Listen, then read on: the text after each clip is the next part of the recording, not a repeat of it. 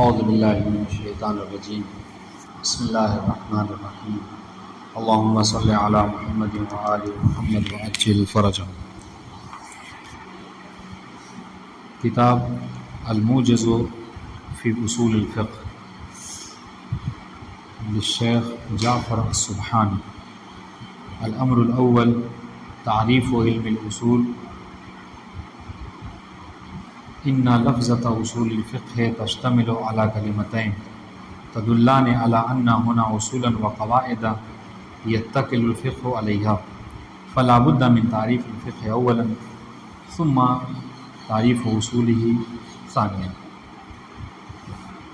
آج جو ہماری گفتگو وہ کتاب الموجز فی اصول الفقہ، یہ شیخ جعفر سبحانی کی ایک مختصر کتاب ہے اصول فقہ میں۔ جیسا کہ اس کے حوالے سے کل آپ نے عرض کیا تھا کہ موجز کا مطلب کیا ہوتا ہے؟ موجز مطلب مختصر، ٹھیک ہے، ایک طویل بیان کو اس طریقے سے خلاصہ کرنا، اس طریقے سے مختصر کرنا کہ جو اہم باتیں ہیں وہ چھوٹے نہیں اور جو تفصیلی باتیں ہیں وہ اس کے اندر آئے ہیں جی۔ تو بہرحال یہ سمجھ لیجئے کہ وقت کی ضرورت تھی، پھر اس کو مد نظر رکھتے ہوئے علم اصول کا خلاصہ کیا گیا۔ کیوں؟ اس لیے کہ اس سے قبل جب بھی کوئی طالب علم علم اصول پڑھنا چاہتا تھا تو ایک دم سے اس کا سابقہ کس سے ہوتا تھا؟ معالم الدین، ٹھیک ہے، ابن شہید ثانی کی ایک کتاب ہے کہ جو بہت دقیق ہے، اب تو عام طور سے متروک ہے، سمجھ لیجیے، وہ عام طور سے اب نہیں پڑھائی جاتی، بہت کم ایسے اوزات جہاں پہ ہے داخل، ورنہ بہرحال وہ پہلے اسی کتاب کو پڑھایا جاتا تھا اور بہت ٹف تھی، وہ سخت تھی، مشکل تھی ابتدائی طالب علم کے لیے۔ تو بعد میں آنے والے لوگوں نے بہرحال اس کو محسوس کیا کہ کوئی اگر ابتدائی طور پہ کوئی علم اصول پڑھنا چاہ رہا ہو تو اس کے لیے بہتر ہے کہ کوئی آسان زبان میں اختصار کے ساتھ کتاب لکھی جائے۔ اسی ضرورت کو محسوس کرتے ہوئے ایک اور بہت مشہور کتاب ہے مبادی اصول فقہ، شیخ عبدالہادی الفضلی کی، انہوں نے لکھی، وہی مشہور ہے، وہی بعض مدارس میں داخل ہے۔ اور یہ الموجز فی اصول فقہ، یہ بھی جو ہے کیا ہے، شیخ جعفر سبحانی کی آج کل عام طور سے یہ کتاب بھی پڑھائی جا رہی ہے۔ بات واضح ہے جی۔ سب سے پہلے انہوں نے امر اول میں علم اصول کی تعریف بیان کی ہے، ٹھیک ہے۔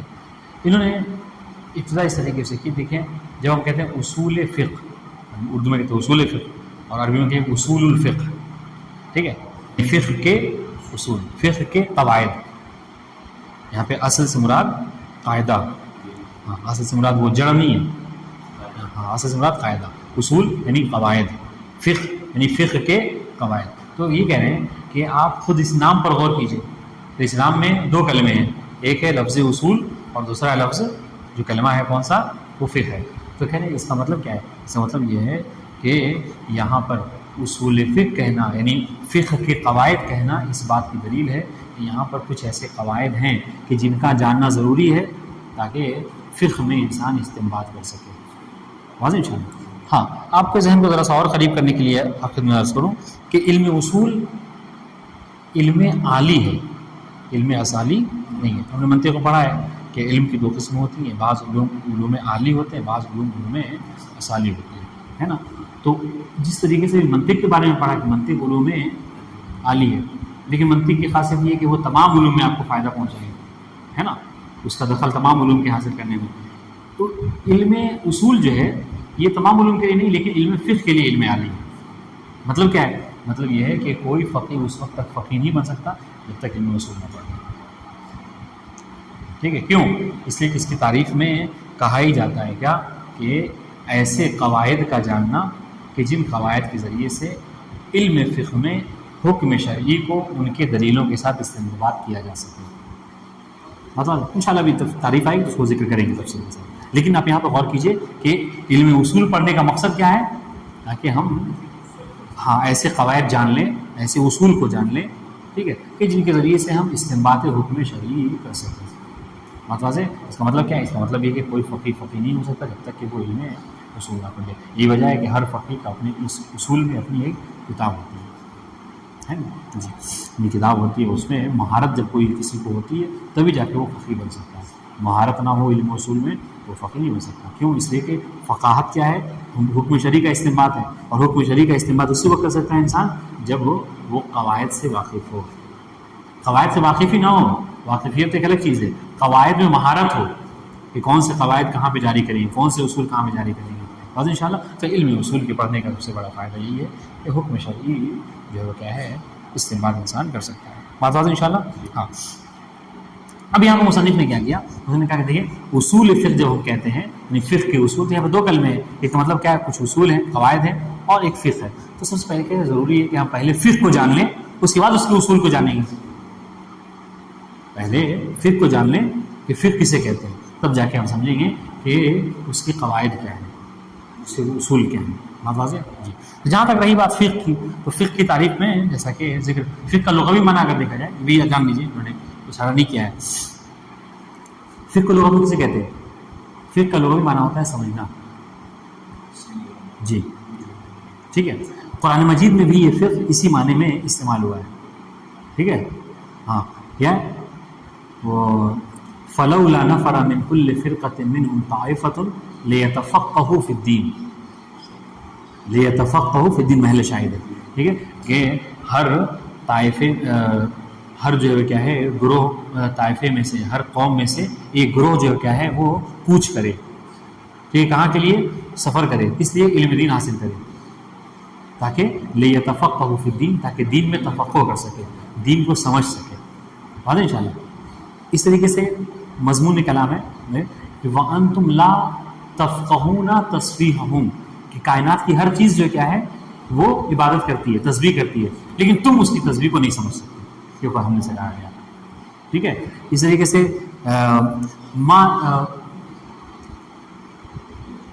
ما نفقہ کثیر مما تقول یا شعیب، جناب شعیب کی قوم والوں نے جناب شعیب سے کہا کہ اے شعیب جو باتیں تم کرتے ہو ان میں سے اکثر ایسی باتیں ہیں کہ جو ہم نہیں سمجھ پاتے. تو ان تمام آیتوں کا خلاصہ جو مطلب بیان کرنے کا مقصد کیا ہے؟ مقصد یہ ہے کہ قرآن مجید میں بھی لفظ فقہ وہی سمجھ کے معنی میں استعمال ہوا ہے. بات واضح ہے. لیکن بہرحال اس سے ہمیں سروکار نہیں ہے، ہمیں سروکار جو کیا اس کے اصطلاحی معنی سے کہ فقہ اصطلاح میں کسے کہتے ہیں. حاضر انشاءاللہ تو بیان فرما رہے ہیں کہ فقہ اصطلاح میں کیا ہے؟ هو العلم بالاحکام الشرعیۃ الفرعیہ عن ادلتها التفصیلیہ. ٹھیک ہے. علم فقہ کی تعریف سنیے گا. اصطلاح میں علم فقہ کسے کہتے ہیں؟ احکام شرعیہ کا، احکام شرعیہ فرعیہ کا. ٹھیک ہے. وہ سب کی تفصیل بتائیں گے. احکام شرعیہ فرعیہ کا، اس کے تفصیلی دلیلوں کے ساتھ جاننا، اس کو کیا کہا جاتا ہے؟ علم فقہ کہا جاتا ہے. احکام شرعیہ کا مثلا کیا ہے؟ نماز واجب ہے، اس کی تفصیل کہ قرآن مجید کی کون سی آیت ہے جو نماز کے وجوب کو لاتا ہے. ٹھیک ہے. چوری کرنا حرام ہے، غیبت کرنا حرام ہے. واضح انشاءاللہ. ہاں باپ کی قضا نماز بڑے بیٹے پر واجب ہے. ٹھیک ہے. کون سی روایت ہے کس کتاب کی جو اس مسئلے کو دلالت کرتی ہے؟ اس طرح کے مسائل کا جاننا، ٹھیک ہے، اس کے تفصیلی دلیلوں کے ساتھ اس کو کیا کہا جاتا ہے؟ فقہ کہا جاتا ہے. ٹھیک ہے. تو یاد رکھیے احکام شرعیہ فرعیہ کا اس کے تفصیلی دلیلوں کے ساتھ جاننے کو کیا کہا جاتا ہے؟ فقہ کہا جاتا ہے. واضح انشاءاللہ. اب اگر آپ اس عبارت پہ غور کریں جو آپ نے مطلب اس پہ ہے نا، عبارت پہ غور کیجیے. کیا کہا؟ هو العلم بالاحکام الشرعیہ الفرعیہ، بالاحکام الشرعیۃ الفرعیہ عن ادلتها التفصیلیہ. یہاں پر تین قید ہیں، تین قید ہیں. ایک سب سے پہلی قید شرعیہ کی، دوسری قید جو کیا ہے؟ فرعیہ کی، اور تیسری قید جو کیا ہے؟ وہ تفصیلیہ کی ہے نا، عن ادلتها التفصیلیہ. تو یہ جو قید اس کو کیا کہتے ہیں؟ دیکھیے قید کی دو قسم ہوتی ہے. ایک ہے قید قید احترازی اور ایک ہے قید قید توضیحی. قید توضیحی کیا ہے؟ قید توضیحی ہے کہ آپ کسی قید کو استعمال کریں تاکہ اپنے کلام کو واضح کر سکیں، سمجھا سکیں. آپ اپنی بات کو سمجھا سکیں سامنے والے کو، اس کی تفصیل ذکر کریں. احتراز میں کیا ہوتا ہے؟ احتراز میں یہ ہوتا ہے کہ آپ قید کو اس لیے لائیں تاکہ آپ یہ بتا سکیں کہ ہم یہ مراد لینا چاہتے ہیں، وہ مراد نہیں لینا چاہتے. اور اصل جو ہے وہ قید میں کیا ہے؟ قید میں اصل یہ ہے کہ قید قید احترازی ہے. تعریف میں جو قیود استعمال ہوتے ہیں اس کا اصل ہوتا ہے کہ وہ احتراز کے لیے استعمال کرتے ہیں، کسی چیز سے بچنے کے لیے آپ اس کو استعمال کرتے ہیں. تو یہاں پر جو تعریف فقہ میں انہوں نے تین قید استعمال کیے ہیں، اس سے کس سے آپ اجتناب کرنا چاہ رہے ہیں، کس سے بچنا چاہ رہے ہیں؟ تو یہ بتا رہے ہیں کہ دیکھیے ہم نے تعریف میں احکام کی وہ مقید کیا ہے کیا؟ شرعیہ سے. واضح انشاءاللہ. تو ہماری جو احکام کا ہم نے کے لیے قید لائی ہے اس کو شرعیہ کی، یہ ہماری اس شرعی قید سے احکام عقلی نکل گئے. یعنی کیا مطلب؟ یعنی احکام عقلی کو جاننا یہ فقہ نہیں کہلائے گا، بات واضح ان شاء اللہ، یہ منطق فلسفہ کہلا سکتا ہے۔ لیکن اگر آپ کسی حکم عقلی کو جانتے ہیں، قاعدہ عقلی کو جانتے ہیں، تو یہ کیا ہے؟ فقہ نہیں ہے۔ فقہ کیا ہے؟ احکام شرعی کو جاننا، بات ان شاء اللہ ایک بات۔ دوسری بات ہم نے کہا کہ ہم نے احکام پھر شرعیہ کے بعد ایک قید لائے ہیں فرعیہ کی۔ اس کا جواب کہ ہم فرعیہ ہم نے کیوں کہا، ٹھیک ہے؟ تو آپ دیکھیے کہ شرعی میں، پھر شرعی میں بھی دو چیزیں ہیں، غور کیجیے گا۔ احکام شرعیہ میں بھی دو باتیں ہیں۔ احکام شرعیہ کا تعلق کبھی جو کیا ہے اصول سے ہے، یعنی عقائد سے ہے، جو اصول دین کہلاتے ہیں، اور کبھی احکام شرعیہ کیا ہے فروع دین ہے۔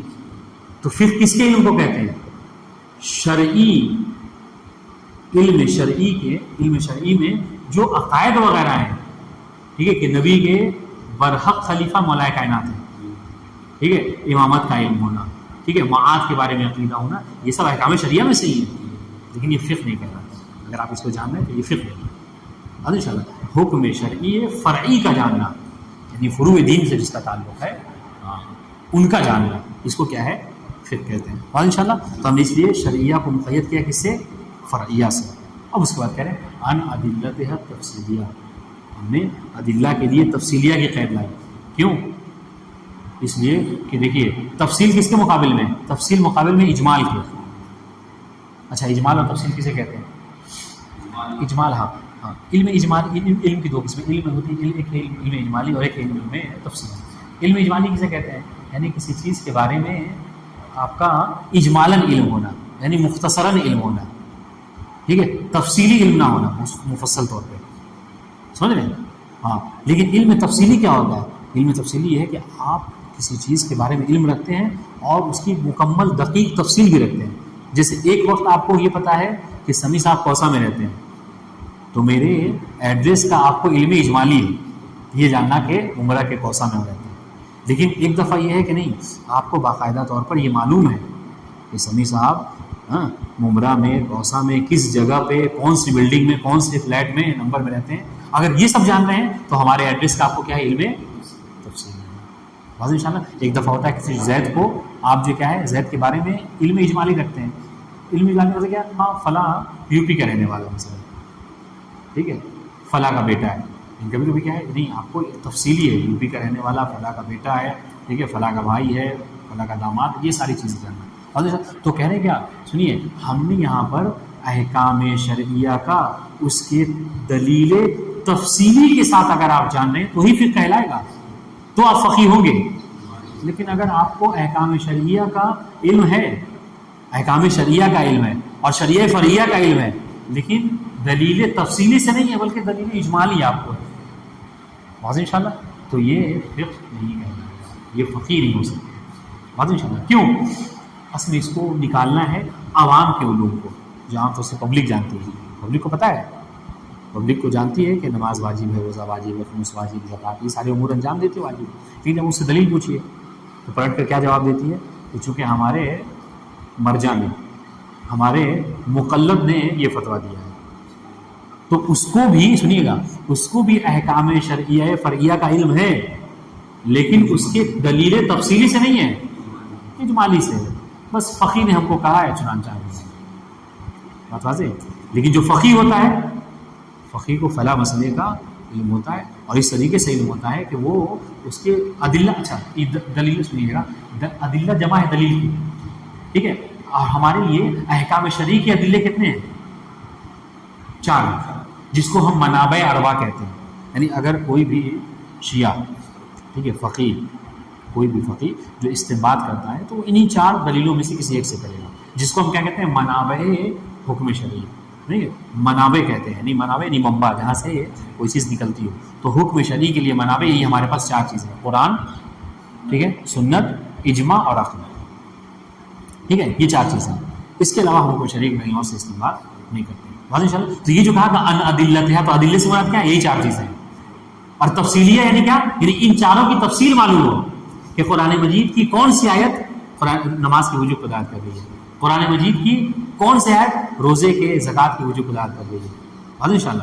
یا پھر سنت میں کون سی دلیل، کون سی کتاب کی کون سی روایت جو ہے کیا ہے یہ باپ سے قضا نماز بڑے بیٹے کو واجب ہے، یہ خود تو پبلک کو جو علم ہوتا ہے احکام شرعیہ فریہ کا، وہ تفصیلی علم نہیں ہوتا ہے نا دل، وہ اجمالی علم ہوتا ہے۔ تو ہم آپ کو یہ بتانا چاہ رہے ہیں کہ فقہ اجمالی علم کا نام نہیں ہے، بلکہ فقہ کیا ہے کہ حکم شرعی فرعی کا، اس کے دلیلوں کا تفصیلی طور پہ جاننا، اس کو کیا ہے فقہ کہتے ہیں۔ بات ان شاء اللہ یہ پوری ایک جو کیا ہے سمجھ لیجیے کہ پورا خلاصہ ہے آج جو مطلب پڑھنا چاہ رہے ہیں اس کا، بتا دیں ان شاء اللہ اس پر غور کیجیے۔ اب رہی بات دوسرا جو کیا کہا انہوں نے کہ اصول فقہ، ہم دو چیزیں پڑھتے ہیں، اصول فقہ دو کلمے مطلب کیا ہے کہ دو مطلب ہے، اس لیے انہوں نے کیا کہا پہلے فقہ جان لیجیے پھر اصول جانیں گے، ہے نہیں؟ تو آج فقہ آپ سمجھ گئے، فقہ کیا ہے کہ احکام شرعیہ فرعیہ کا اس کے تفصیلی دلیلوں کے ساتھ جاننے کو فقہ کہا جاتا ہے۔ دوسری بات اصول کسے کہتے ہیں، آج آپ اکیلے ہیں اس لیے اتنا کافی ہے،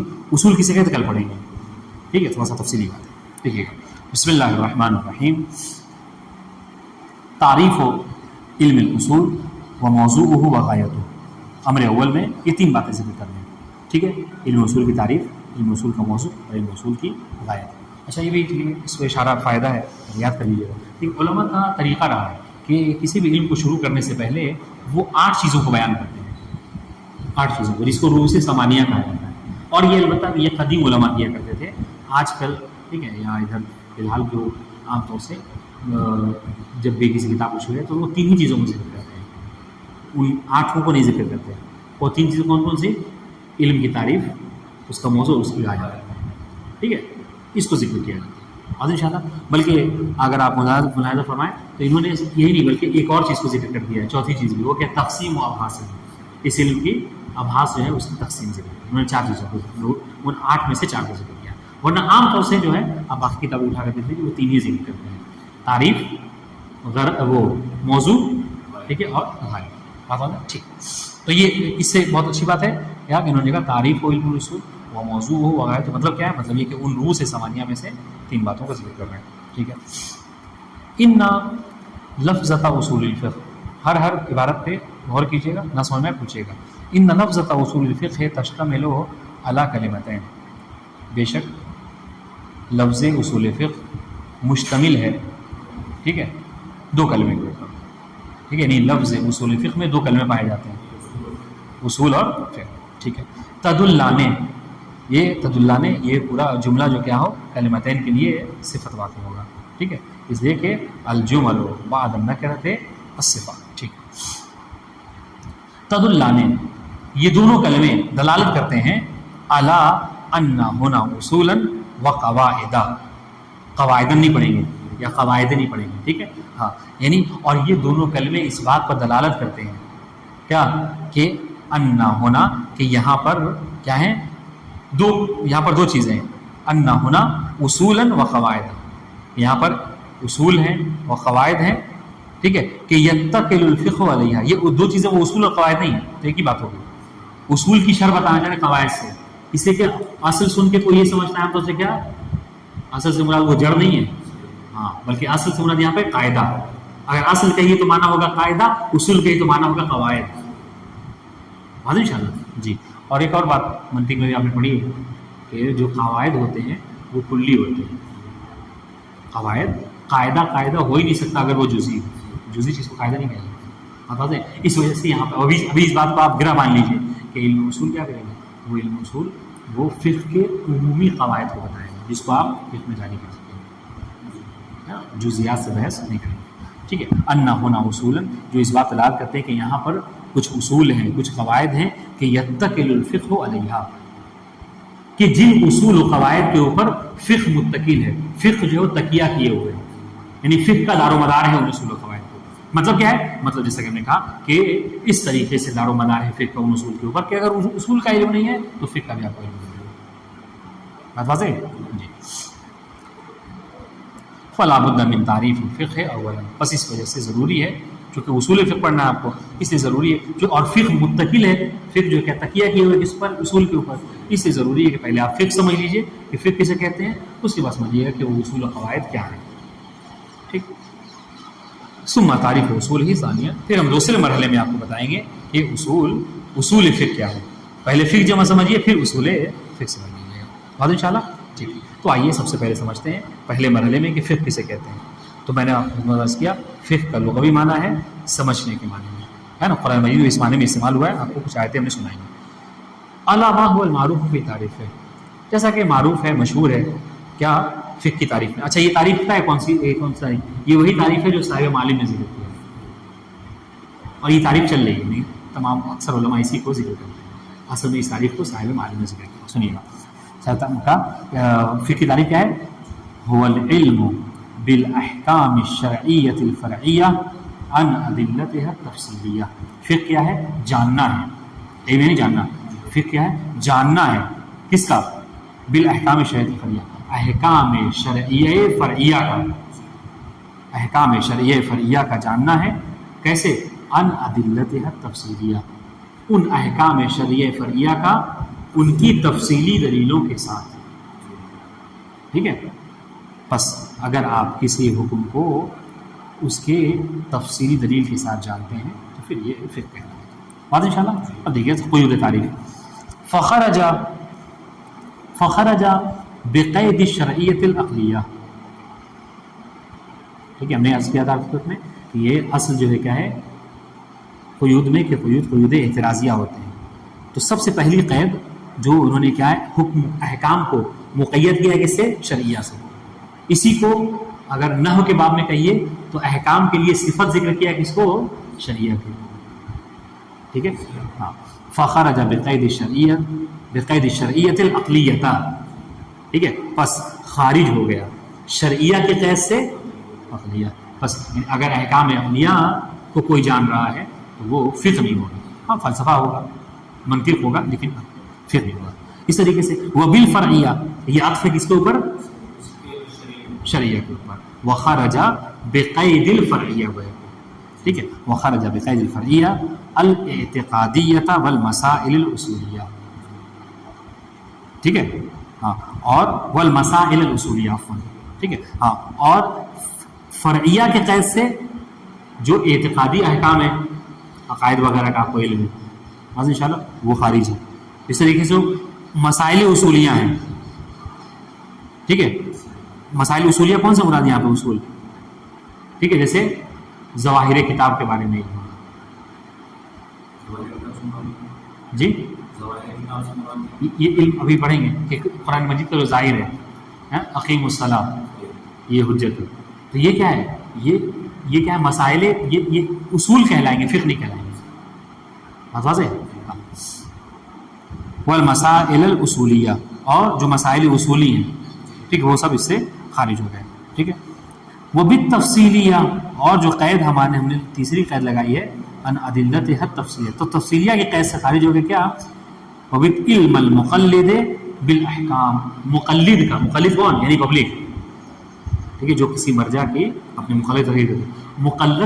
مقلد بھی عالم ہوتا ہے احکام کا. ہاں. علم المقلد بالاحکام، مقلد کا احکام کا جو علم ہے وہ اس قید سے خارج ہو گیا تفصیلیہ سے. کیوں؟ اس سے کہ اس کے پاس جو علم ہوتا ہے احکام کا وہ اجمالی ہوتا ہے، تفصیلی نہیں ہوتا. فإنہ حافظ کہاں پر لگی؟ مقلد. ہاں. فإن المقلد وإن كان عالما بالاحکام. اس سے کہ جو مقلد ہوتا ہے گرچہ وہ عالم ہوتا ہے احکام کا، احکام کا اس کو بھی علم ہے، وہ بھی جانتا ہے کہ نماز روزہ واجب ہے، حج واجب ہے، جانتا ہے کیسے انجام دینا طریقہ معلوم ہے اس کو. لکنہ لا عن دلیل تفصیلی. لیکن اگر اس سے پوچھ لیجئے ٹھیک ہے کہ یہ کون سی روایت سے آپ نے اس پر عمل کر رہے ہیں، کون سی آیت اس پر دلالت کرتی ہے، تو وہ کہے گا نہیں بھیا ہمیں یہ سب نہیں معلوم ہے، ہمیں تو بس توضیح میں ہم نے پڑھا ہے، لہٰذا ہم نے سنا. تو اس کا جو علم ہے وہ دلیل تفصیلی کے ساتھ نہیں ہوتا، بلکہ اس کا جو علم ہوتا ہے ٹھیک ہے بلکہ اس کا جو علم ہوتا ہے بطبع دلیل اجمالی ہے، بلکہ کیا ہے وہ تو دلیل اجمالی کی طبیعت میں ہوتا ہے اس کو اجمالی. وہ ہوا اچھا وہ دلیل اجمالی کیا ہے؟ وہ ہوا حجیت رأی المجتہد فی حق ہے. وہ یہ کہنا کہ بھائی میرے حق میں ہم پر تقلید واجب ہے، ہم فلاں مجتہد تقلید کرتے ہیں، میرے مجتہد نے کہا ہے کہ یہ چیز واجب ہے. ان شاء اللہ وہ ہوا. یہ جو دلیل اجمالی ہو گیا وہ حجیت رائے مجتہد فی حق ہے، یہ کہ مجتہد کی رائے اس کے حق میں حجت ہے فی عامۃ الاحکام، تمام احکام میں. واضح ان شاء اللہ. وہ اما المجتہد، رہی بات مجتہد کی کہ مجتہد بھی عالم ہوتا ہے احکام کا.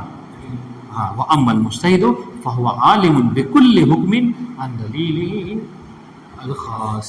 لیکن جو مجتہد ہوتا ہے وہ ہر مسئلے کا عالم ہوتا ہے, ٹھیک ہے, لیکن کیا ہے وہ دلیل خاص کے ذریعے سے ہوتا ہے, علم تفصیلی اس کے پاس ہوتی ہے. آپ اس سے پوچھئے کہ حضور فلاں مسئلے کے اوپر آپ نے کس آیت سے یا کس روایت سے استدلال کیا, وہ فوراً آپ کو بتا دے گا کہ فلاں کتاب میں فلاں روایت ہے, وہ اس مسئلے کے اوپر دلالت کرتی ہے. بات واضح انشاءاللہ. ہاں اب رہی بات جو دوسرے مرحلے میں اصول کسے کہتے ہیں, ہم آپ کو تفصیلی سے بتائیں گے. والسلام علیکم ورحمۃ اللہ وبرکاتہ. اللہم صلی علی محمد.